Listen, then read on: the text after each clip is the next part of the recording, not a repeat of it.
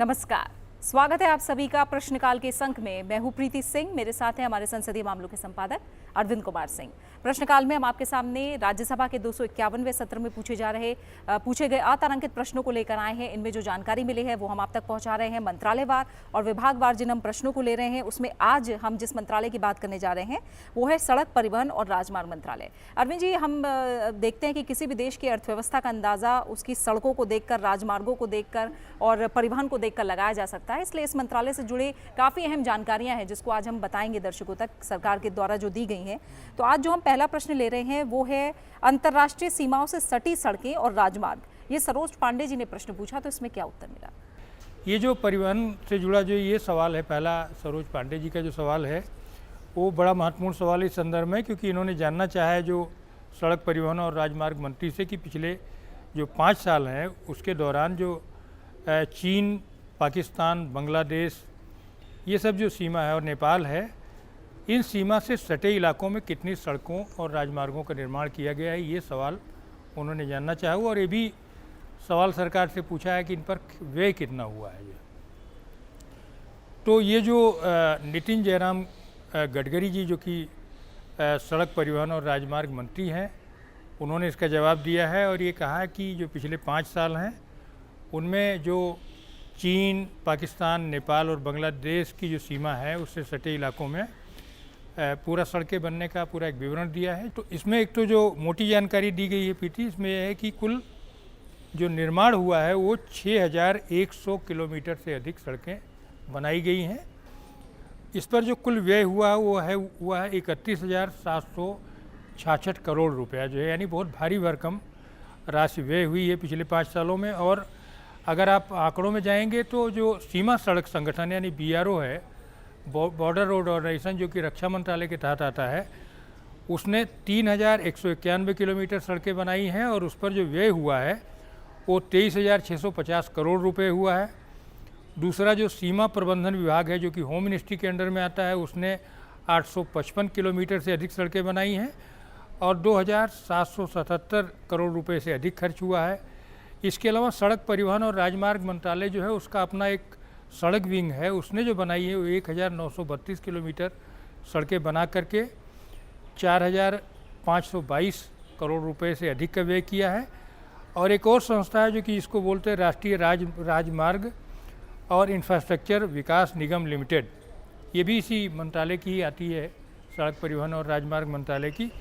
इसने कुल 122 किलोमीटर की सड़कें बनाई हैं जिनमें 817 करोड़ रुपए का व्यय हुआ है। और ये जो सड़कें हैं, जैसा कि हमने बताया कि चीन, पाकिस्तान, नेपाल और बांग्लादेश के इलाकों से बनी हुई हैं। तो ये बहुत महत्वपूर्ण सवाल है। अब एक और जो सवाल है जिस पर बड़ी चर्चा होती है प्रीति, क्योंकि हमारे यहाँ सड़क दुर्घटनाओं में काफ़ी बड़ी संख्या में लोगों की मौतें भी होती हैं। राजमणि पटेल जी ने सवाल पूछा है रोड एक्सीडेंट्स को लेकर के, क्या जवाब इसमें आया है? जी अरविंद जी, जैसा आप बता रहे हैं, सड़क दुर्घटना एक बहुत गंभीर विषय है और इस पर हम सुप्रीम कोर्ट की टिप्पणी भी सुन चुके हैं। उन्होंने कहा है कि कातिल हैं एक तरह से जो सड़कें हैं। तो इसको लेकर जो आंकड़े दिए गए हैं वो जानना काफ़ी ज़रूरी है। और राजमणि पटेल जी का जो प्रश्न है इससे जुड़ा, वो उन्होंने यहाँ पर पूछा है 4 भागों में। उन्होंने पूछा कि देश में सड़क प्रयोक्ता की श्रेणी में, यानी जो सड़कों का इस्तेमाल कर रहे हैं उसकी श्रेणी के अंतर्गत पैदल चलने वाले मारे गए लोगों की संख्या कितनी है, क्या सड़क दुर्घटनाओं के शिकार व्यक्तियों के लिए कोई वित्तीय सहायता मौजूद है, और अगर हाँ तो इसमें ब्यौरा क्या है। इसके अलावा 2 और भाग हैं इस प्रश्न से जुड़े हुए। इसमें जो उत्तर मिला है, नितिन जयराम गडकरी जो कि सड़क परिवहन और राजमार्ग मंत्री हैं, उन्होंने बताया है कि सभी जो राज्य हैं और जो केंद्र शासित प्रदेश हैं उनके पुलिस विभागों से जो जानकारी प्राप्त हुई है उसमें 3 जो कैलेंडर वर्ष हैं, यानी 2016 से 2018 के दौरान जो पैदल यात्री हैं उनकी दुर्घटना में मौत जो है इसका ब्यौरा यहाँ दिया है। 2016 में 15,746 पैदल यात्रियों की मौत हुई, 2017 में ये बढ़कर 20,457 हुई है और 2018 में ये 22,656 हो गया है आंकड़ा, यानी 2018 में 22,656 पैदल यात्रियों की जान गई है। अब जो दूसरा भाग है कि क्या सड़क दुर्घटनाओं के शिकार व्यक्तियों के लिए कोई वित्तीय सहायता मौजूद है, इसे लेकर बताया है मंत्रालय ने कि थर्ड पार्टी बीमा और हिट एंड रन मामलों के तहत सड़क दुर्घटनाओं के शिकार व्यक्तियों के लिए मुआवजे से संबंधित प्रावधान है और ये मोटर वाहन अधिनियम 1988 के अध्याय 11 के तहत प्रदान किए गए हैं।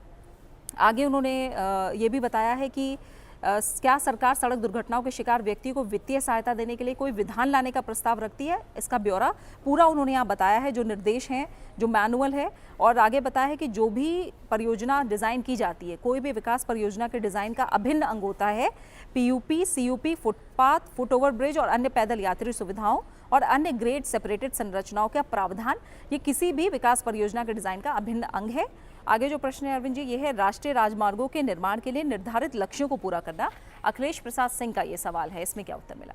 इस सवाल में अखिलेश प्रसाद सिंह जी ने पूछा है कि क्या ये सही है कि सरकार द्वारा देश में प्रति किलोमीटर प्रतिदिन के आधार पर राष्ट्रीय राजमार्ग का जो निर्माण कार्य है वो लक्ष्य से पीछे चल रहा है। तो उन्होंने पूछा कि अगर विलम्ब है तो कारण क्या है और इसको हासिल करने के लिए कौन कौन से कदम उठाए गए हैं, इसका विवरण भी मांगा है। इसमें 3 हिस्सों में पूछा है और जवाब दिया है नितिन जयराम गडकरी जी ने।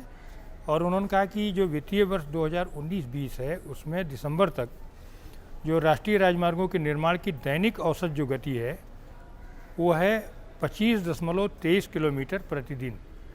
यानी सड़कें जो है जो बनी हैं बीच में वो 25.23 किलोमीटर प्रतिदिन के हिसाब से बनी है, जो कि वर्तमान वित्तीय वर्ष में राष्ट्रीय राजमार्गों के निर्माण के लक्ष्य की लगभग गति में है। यानी उनका कहना है कि ये चूँकि आप ये देखिए 23 मार्च का सवाल है, तो ये इसको आप उसी वित्तीय वर्ष के हिसाब से देखिए जो पिछला वित्तीय वर्ष था। अब तो हमारा नया वित्तीय वर्ष चालू हो गया है। और ये भी आगे बताया कि सरकार द्वारा लक्ष्यों को प्राप्त करने के लिए समय समय पर तमाम कदम उठाए जाते हैं।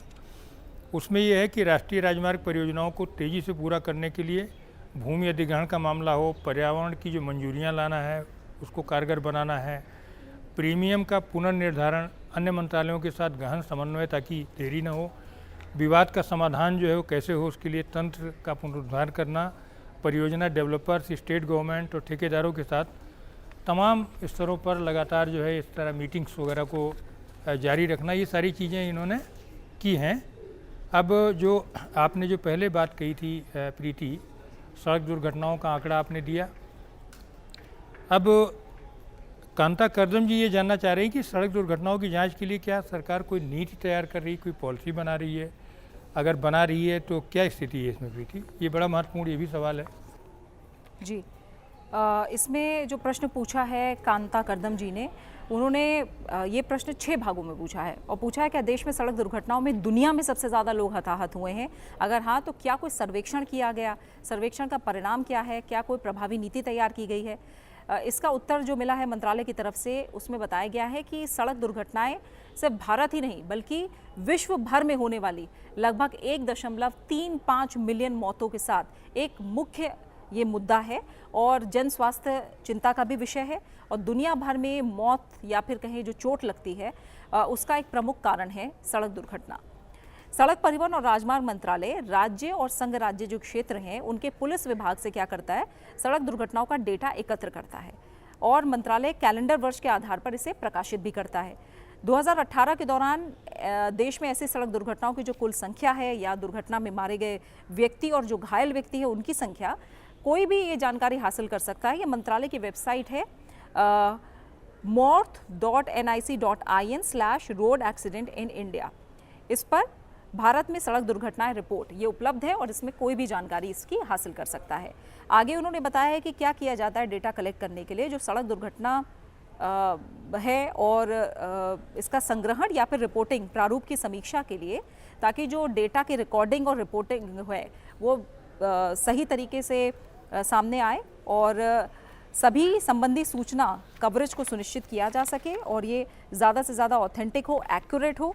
इसके लिए एक समिति का गठन किया गया जिसमें IIT Delhi, IIT Kharagpur, WHO यानी विश्व स्वास्थ्य संगठन के विशेषज्ञ, राज्यों के पुलिस और स्वास्थ्य और परिवार कल्याण मंत्रालय, परिवहन विभागों के वरिष्ठ अधिकारी, मंत्रालय के अधिकारी भी शामिल हैं।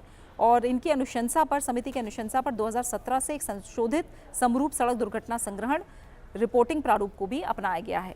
साथ ही जो हाल ही में पारित मोटरयान संशोधन अधिनियम 2019 है उसमें मोटरयान अधिनियम 1988 में एक नया प्रावधान समाविष्ट किया गया और इसमें क्या किया गया, ज़्यादा विश्लेषण है और गहन अध्ययन करने के लिए एक या अधिक योजनाएं भी बन सकती हैं।